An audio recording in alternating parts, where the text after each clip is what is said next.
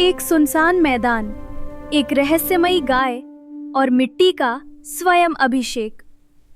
ये कोई मामूली घटना नहीं थी, ये एक संकेत था, उस योद्धा के प्रकट होने का संकेत जिसकी सत्य निष्ठा से स्वयं भगवान कृष्ण भी प्रसन्न हुए थे। पिछली वीडियो में हमने देखा कैसे बर्बरीक ने अपना शीश दान किया, पर क्या आपने कभी सोचा वो शीश सदियों बाद फिर कैसे प्रकट हुआ?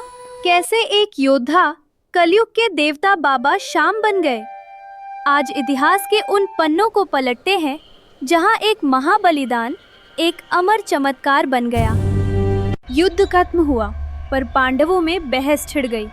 असली विजेता कौन है? तब कृष्ण उन्हें उस पहाड़ी पर ले गए जहां बर्बरीक का शीश विराजमान था। बर्बरीक मुस्कुराए और बोले, मुझे तो पूरे युद्ध में सिर्फ कृष्ण का सुदर्शन चक्र घूमता दिखा और माँ द्रौपदी का न्याय स्वरूप। उनके इस निष्काम सत्य से प्रसन्न होकर माधव ने उन्हें अपना नाम श्याम दिया और वरदान दिया कि कलयुग में तुम मेरे नाम से पूजे जाओगे। पर ये तो बस एक अनंत इंतजार की शुरुआत थी।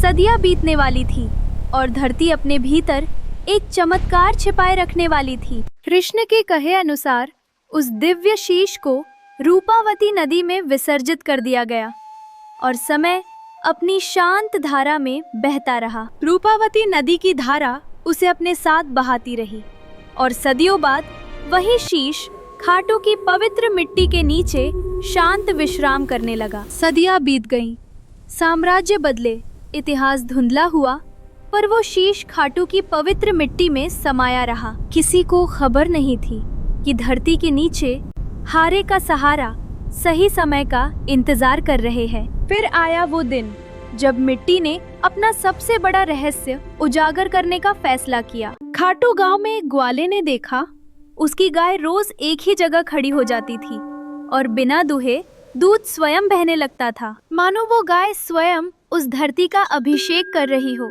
जैसे कोई दिव्य उपस्थिति अपने प्रकट होने का संकेत दे रही हो। हैरानी में जब वह खुदाई की गई तो मिट्टी के नीचे से निकला वही दिव्य शीश, प्रकाश से जगमगाता।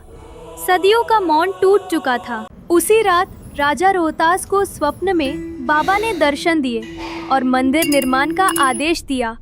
यह इशारा था कि अब समय आ गया है उनका, जो हर टूटे हुए दिल की उम्मीद बनने वाले थे। कार्तिक शुक्ल एकादशी का वो पावन दिन जब बाबा का शीश मंदिर में स्थापित हुआ, वो केवल एक तिथि नहीं थी, वो एक वचन की पूर्णता थी। उस दिन से हर एकादशी सिर्फ पर्व नहीं रही, वो बन गई भरोसे का दिन। लोग यहाँ मनोकामना लेकर आते हैं, लेकिन लौटते समय कुछ और ही साथ ले जाते हैं, विश्वास। क्योंकि खाटू में कोई खाली हाथ नहीं लौटता। लेकिन फाल्गुन कुछ और ही है। वही महीना जब बर्बरीक ने अपना शीश दान किया था। फाल्गुन महीने में लगता है सबसे बड़ा मेला।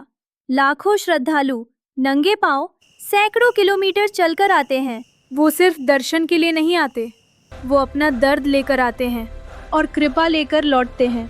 जब लाखों स्वर एक साथ गूंजते हैं तो लगता है जैसे बर्बरीक का बलिदान आज भी जीवित है। क्या आपने कभी उस आभास को महसूस किया है जहां त्याग आज भी जीवित है?